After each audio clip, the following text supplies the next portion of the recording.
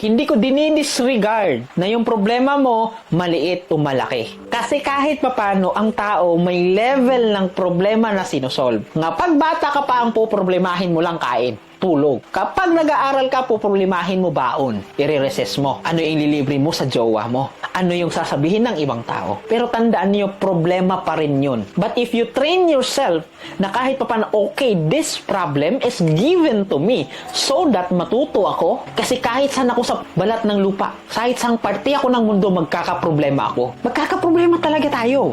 Kahit ako minsan kanina nagka-problema, kahapon nagka-problema ako. Pero ngayon naging okay na naman ako. Kasi bakit?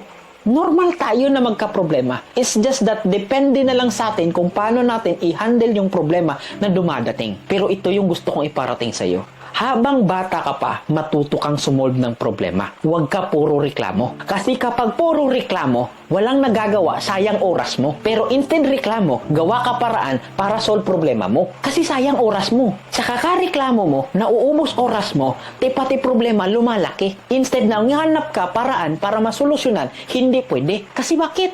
Masyado ka hanap, masyado ka tingin sa problema mo. Na puro ka pa talaga reklamo. Guys, instead na magreklamo kayo, tanungin nyo yung problema nyo. Number 1, kontrolado ba ninyo? Kasi kapag hindi nyo kontrolado, hayaan nyo muna. Kasi wala kayong magagawa. Pero pag yung problema ninyo kontrolado nyo, paghihanapan nyo ng solusyon. Kasi bakit?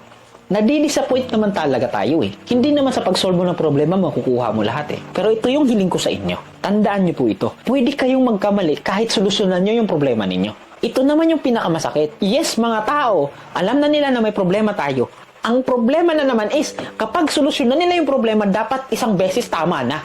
Okay, ito yung problema ko ngayon. Susolusyonan ko to ngayon. Yes! Pero gusto niya, sa unang subok pa lang tama na. Tapos pag hindi na tama, na-disappoint siya, ayaw niya na. Alam niyo ba ang disappointment kadalasan? Bakit tayo nadi-disappoint? Simple lang. Hindi nangyari yung bagay na gusto mong mangyari. Yun lang. Ito yung realidad na nangyari. Pero ito yung ine-expect mo, kaya na-disappoint ka. Pero tandaan nyo po, hindi po yan nakukuha sa unang subok paminsan. Kung gusto mong mangyari yung bagay na gusto mong makuha, kadalasan, deserve mo dapat yan. Kasi hindi po natin nakukuha, nasusolusyonan ang isang bagay pag hindi pa natin deserve. Ulitin ko, kung may gusto ka, may pangarap ka, ito yung tandaan mo. Hindi mo nakukuha yung pangarap o gusto mo dahil gusto mo lang. Yung problema mo, gusto mong solusyonan? Gusto mo lang? Yung tipo bang gusto mo lang talaga, wala kang gagawin?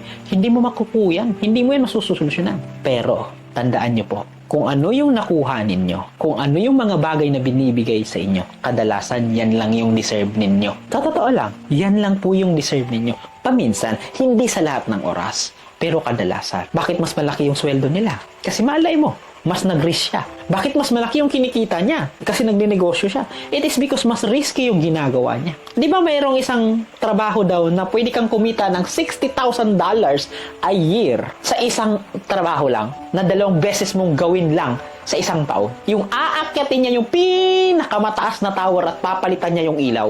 Gusto mo ba yon? Deserve mo bang trabaho yon? Baka doon ka pa lang sa kalagitnaan or hanggang nyug ka pa lang nangangatod na yung tuhod mo. So my point here is, sometimes, yung bagay na binibigay sa'yo, yan lang yung deserve mo. Or hindi porket gusto mo, makukuha mo.